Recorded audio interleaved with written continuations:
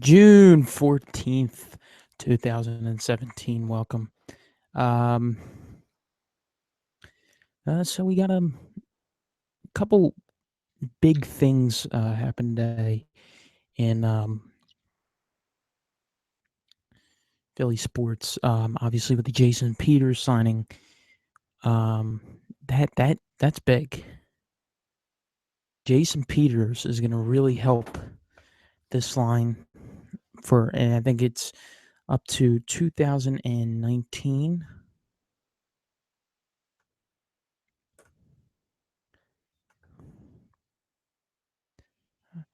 His contract now runs through 2019, 15.5 million of the 232.5 million guaranteed.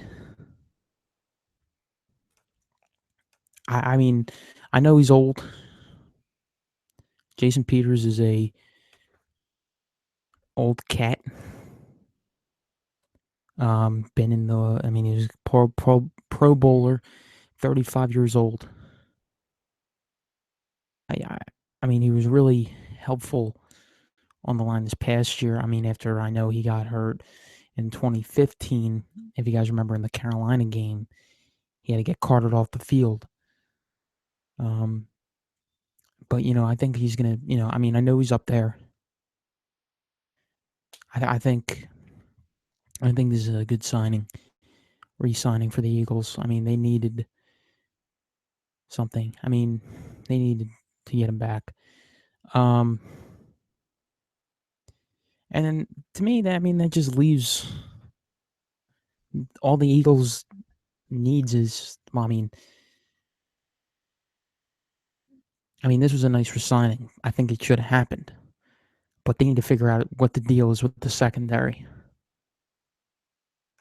because you're in a division with top receivers: Des Bryant, Odell Beckham, um, Tari. No, Christ, um, Terrell Pryor. I mean, you're playing a very tough schedule this year. Schedule. So you need that corner. You need to figure out there. And then I think we're set. And I mean, I know Sidney Jones might come back sooner, but we got to figure something out. So yeah, good signing by the Eagles today. Now,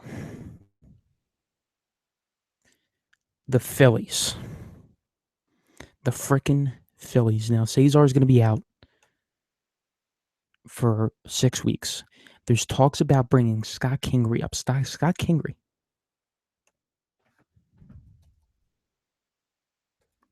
I know at one point this year, he was tied with Aaron Judge for the most home runs in professional baseball. At one point this year.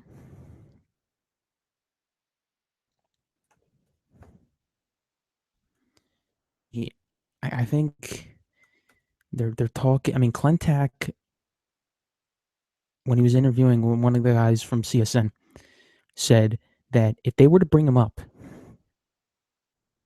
and then send him back down, and then at some point in the year, that would do something to his confidence. And I guess you could say I agree with that. But at some point, you're going to have to bring him up.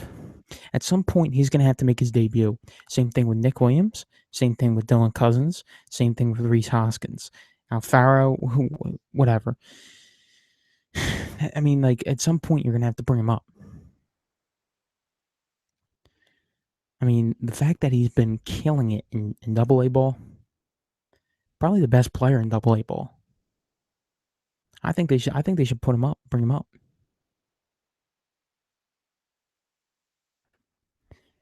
I remember him during spring training, and I know this is spring training, and he played really good in spring training. He's hitting 300 with 18 home runs, 35 RBIs,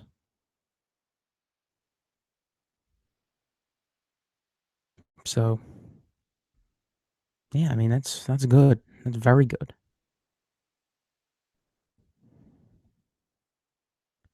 "71 hits. Wow. 12 doubles, 4 triples. That's good. That is really good. So here are the standings for the MLB. You got the Nats, Nationals leading the NL East 39-25. Then you have the Mets, Marlins, Braves, and then the Phils. Central, the Brewers. Look at it. The Brewers, who are 2 games above 500. The Cubs are 532-32.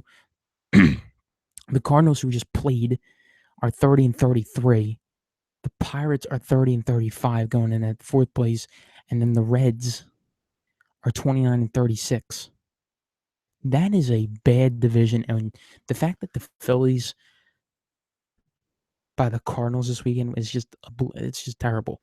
Now you have the NL West, which is probably the best division in the National League, obviously. You have the Dodgers 40-25, Rockies 41-26. They're both tied for first place in the Western Division. Arizona, who's been playing good ball all year. So it's the big three. There's 3 good teams in the NL West with the Dodgers, Rockies, and D-backs, who the Phillies will play this weekend, Arizona, which is going to be lovely, are all have taken the first three spots in the NL West. The D-backs are half a game behind the Dodgers and the Rockies. Then you have the Padres, who are always not good, and then you have the San Francisco Giants. And I think the thing with the Giants is Madison Bumgarner, how he hasn't been there since. So had a half game lead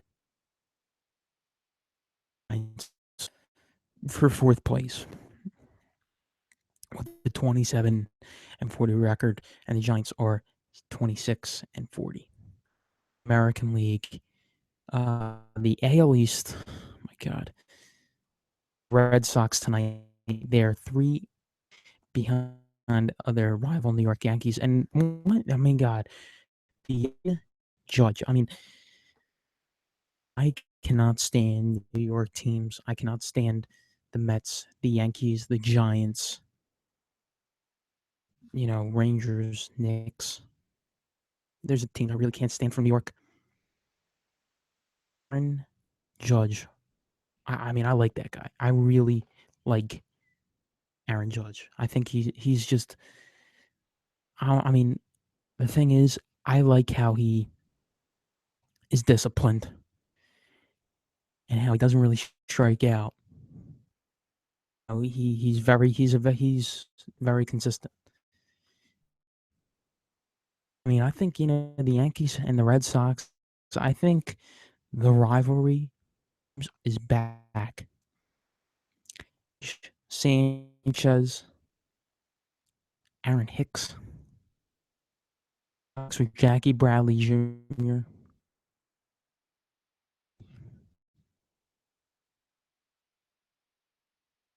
Like that's, I think, and I think if there's, I mean that like those are, I mean the Yankees Red Sox game is always a game that I like to tune into, but it's gonna get a lot more exciting now. It's gonna get a lot more exciting than it has in the last few years. Like this is the new era of the Yankees Red Sox rivalry. Tampa Bay, the third, with a 5.5 games behind the Yankees. 7.5 games behind. I think they probably got tripped up after that series this past weekend where Judge completely just rocked them. Shots. The Orioles got a beat down this weekend. I'm talking about over the Yankees. I think that might have tripped them up. And so they're 7.5 games behind with a game under 500. 2 games below 500, 8 games behind the New York Yankees. In the AL Central, Minnesota 33-28, AL champ Cleveland Indians 31-30, 2 games behind. I mean, like, this is crazy. Like, I think we're hitting an age in sports, absent the NBA, absent the NHL. The team in the last, I'm talking about the MLB and the NFL. Last year, we're talking like 2015, 2016. In the World Series in 2015, the Mets play the Royals. The Mets barely made the playoffs, and the Royals didn't make the playoffs last year. Bowl 50, which was a couple months after that World Series, the Broncos, Panthers teams did not. This is the same thing that's happening with the Cleveland Indians. I'm talking about defending champions, defending teams that were in the World Series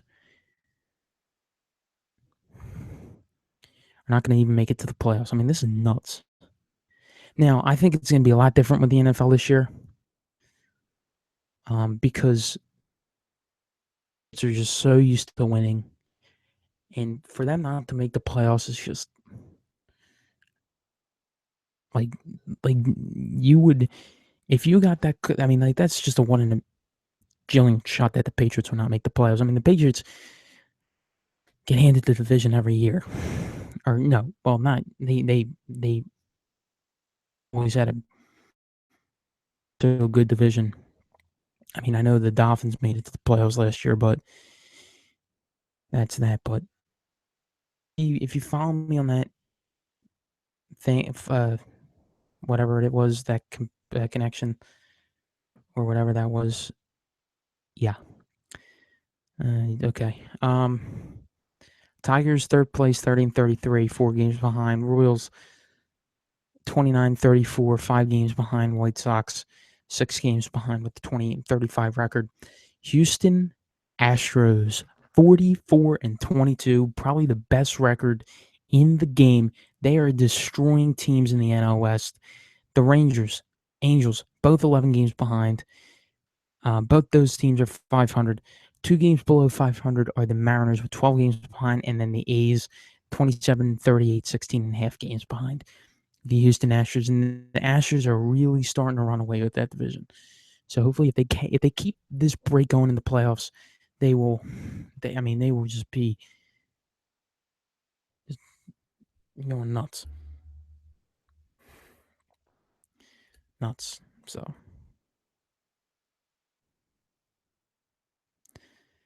yeah, that's that. So yeah, I mean, those are the MLB standings, and like, the surprises are, I mean, the fact that the Blue Jays have been, I mean, they haven't been awful. They haven't been like Phillies or A's bad. Like, the Phillies have the worst record in the league right now.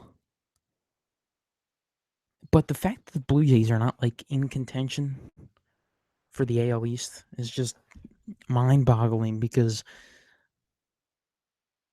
I mean, I thought they would rebound without having Encarnacion, but they just haven't. They just haven't played well.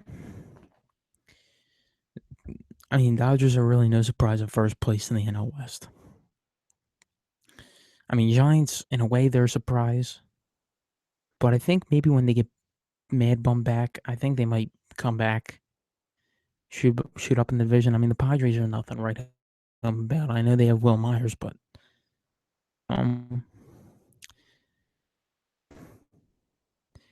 Yeah, Cubs haven't been playing good. I really kind of expected it with the Mets. I mean, they cannot keep anybody healthy.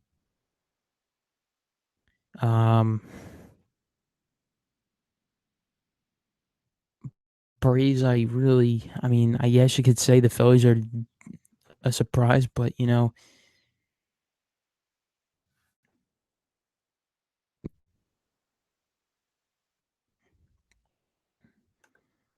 I mean that I mean that's just I mean you went in the year thinking this is a you went in the year thinking this is going to be a 500 year, and then they just give you that product on the field. That's cool. That's just nuts. Okay, let's look at the lovely live chat. Talk about the Rays. No. No. Hitler or Stalin. Go battle in the MLB and West. We know that. Joey, chill with the Tampa Bay Rays shit, please. Their ballpark's not even a ballpark. Stop talking about the MLB. Well, what want me to talk about?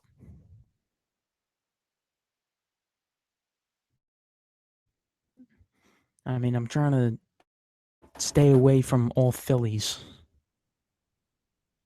And baseball is the only sport that's you know.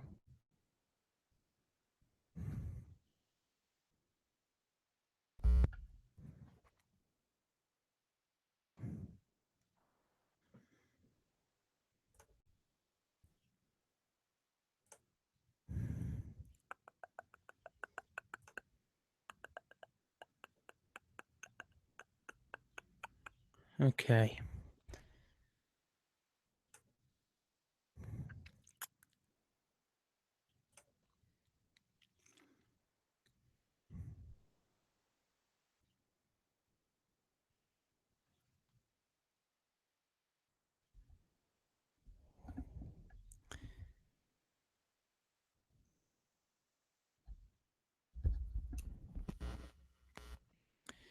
So I saw this thing on Philly Sports Talk today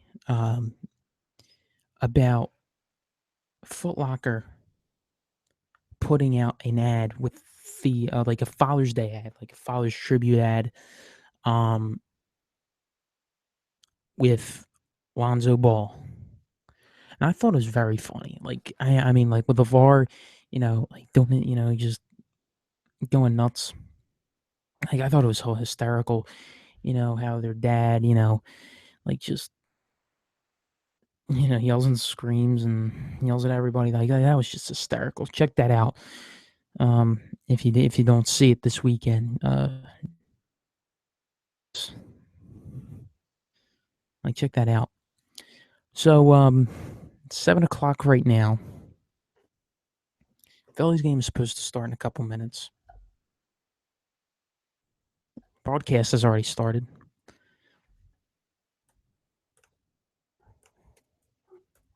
Let's see who's pitching tonight.